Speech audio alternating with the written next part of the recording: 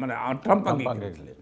ఎందుకంటే అసలు మీ మూలమే అక్కడ కదా, అది అయిపోయింది. ఇక నెక్స్ట్ ఏంటి, మరి మాకు రష్యా వాళ్ళు వచ్చి దాడి చేయకుండా మీరు ఏం చేస్తారు అంటే, అమెరికా బలగాలు యూరోపియన్ బలగాలు కలిసి మాకు సెక్యూరిటీ ఇవ్వాలి అనేది జెలెన్స్కీ వాదన.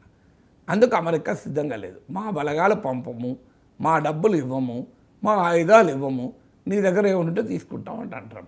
ట్రంప్ ఇది బిజినెస్ మ్యాన్, ఆయన ఏమి ఇవ్వడు, ఆయన తీసుకుంటే ఉంటుంది. అందువల్ల ట్రంప్ వాదన ఏంటంటే ఎట్టి పరిస్థితుల్లో అమెరికా బలగాలు ఇచ్చే ప్రసక్తే లేదు. మరి నెక్స్ట్ ఏంటి, యూరోప్ బలగాలు. యూరోప్ బలగాలు కూడా ఏం చేస్తాయి, దాన్ని బ్రిటన్ ప్రైమ్ మినిస్టర్ ప్రకటించాడు. మేము యూరోప్ బలగాలు పంపించినా అవి రష్యాతో కొట్లాడవు, శాంతిని మాత్రమే నెలకొల్పుతాయి అంటాడు. సో రష్యాతో కొట్లాడినప్పుడు శాంతి ఎక్కడికి వెళ్ళొస్తుంది? రేపు రష్యా వారు చేస్తానంటే కాపాడమనే కదా పెట్టేది, మీరు వచ్చి ఏం చేస్తారు లేకపోతే. అలా అంతేకాకుండా యూరోప్ యొక్క సైన్యం తక్కువది, యూరోప్ డిఫెన్స్ మీద స్పెండ్ చేసేది కూడా తక్కువే. అందువల్ల యూరోప్ తనను తాను కాపాడుకుంటే కష్టమవుతుంది ట్రంప్ కాలంలో. ఇక ఉక్రెయిన్కి ఏం రక్షణ కల్పిస్తుంది? అందువల్ల ఈ సెక్యూరిటీ గ్యారంటీలు చర్చించాలి. నేను అమెరికా కూడా ప్రకటించింది, 2 అంశాలు ఉన్నాయి. సెక్యూరిటీ గ్యారంటీస్ ఒక కీలకమైన అంశం, అలాగే మీకు ఈ కన్సెషన్స్ ఒక కీలకమైన అంశం, దీనిపైన చర్చించాలి అని చెప్పారు. సో ఆ తర్వాత నెక్స్ట్ స్టేజ్ ఏమొస్తుంది, ఉక్రెయిన్ పునర్నిర్మాణం. ఎందుకంటే వారిలో దెబ్బతిన్నది, దీని పునర్నిర్మాణానికి అయ్యే భారం ఎవరు మోయాలి?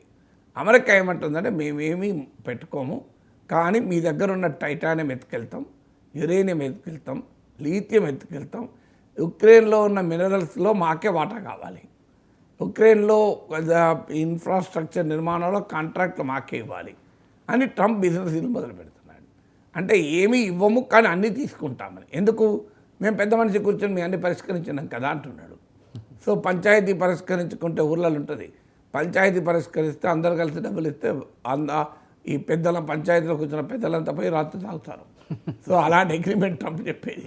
సో నేను మీకు అగ్రిమెంట్ కుదురుతున్నా కదా, మన కట్టిపోవా సెటిల్మెంట్, మీకు రియల్ ఎస్టేట్ సెటిల్మెంట్లు ఉంటాయి చూడండి, వీళ్ళకి ల్యాండ్ సంబంధమే లేదు, వీడు 5 పైసలు ఇవ్వడు, ఇద్దరు కొట్టుకుంటే దాదా దగ్గరికి వస్తారు, వీధిలో ఉన్న గోండా దగ్గరికి వస్తారు, గోండా ఇద్దరిని కూర్చొని పెడతారు. ఏంద్రా ఏం సంగతి అన్నా, నాది ఆక్రమించండి, లేదన్నా నాదే అన్నా అంటాడు. అరే ఇది కానీరా అన్నా, కాడు ఇదిరా బార్డర్, మీరు ఇద్దరు వినాలి అంటాడు. భయాన్ని ఇద్దరు వింటాడు. ఆఖరికి ఏంటి, మరి మీరిద్దరికి ఉన్నది నాకేంద్రా అంటాడు. అని ఆ వెనకాల తనకు కూడా కొంత లాంటి తీసేసుకుంటాడు. సెటిల్మెంట్లు ఇవన్నీ.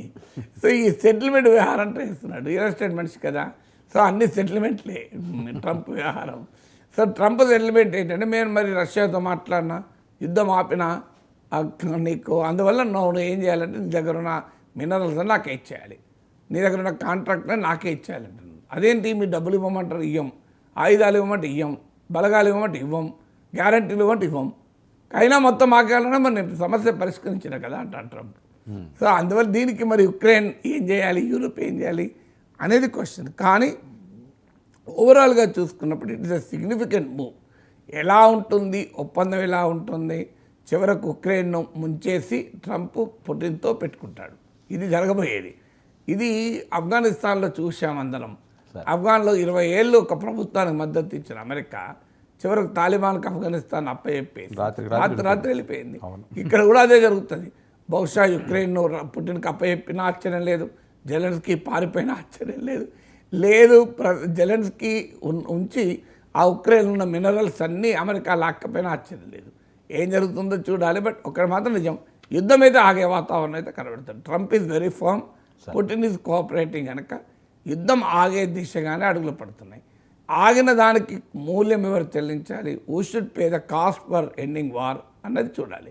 ఖచ్చితంగా ఇప్పుడున్న వాతావరణం చూస్తే the cost of ending war will be born by Europe and Ukraine, ముఖ్యంగా ఉక్రెయిన్. అంటే ఈ యుద్ధాన్ని వల్ల నష్టపోయింది ఉక్రెయిన్, యుద్ధం ముగించడానికి కుదిరిన ఒప్పందం వల్ల కూడా నష్టపోయేది ఉక్రెయినే. సో ఉక్రెయిన్ పరిస్థితి ఏంటి అంటే, అమెరికా పైన నమ్మి, అమెరికా పైన ఆశపడి రష్యా లాంటి బలమైన దేశంతో పెట్టుకున్నాడు, ఇవాళ అనుభవించే పరిస్థితి వచ్చింది. సరే, ఎన్డీఏ విజన్, ఆయన ఆలోచించే తీరు, ముఖ్యంగా మోదీ గారు అవలంబిస్తున్న కొన్ని అంశాలన్నీ కూడా చాలా ఇంట్రెస్టింగ్గా చర్చనీయాంశంగా మారుతున్న నేపథ్యం. అదేంటంటే భారత్ ఖతార్తో ఒప్పందాలు.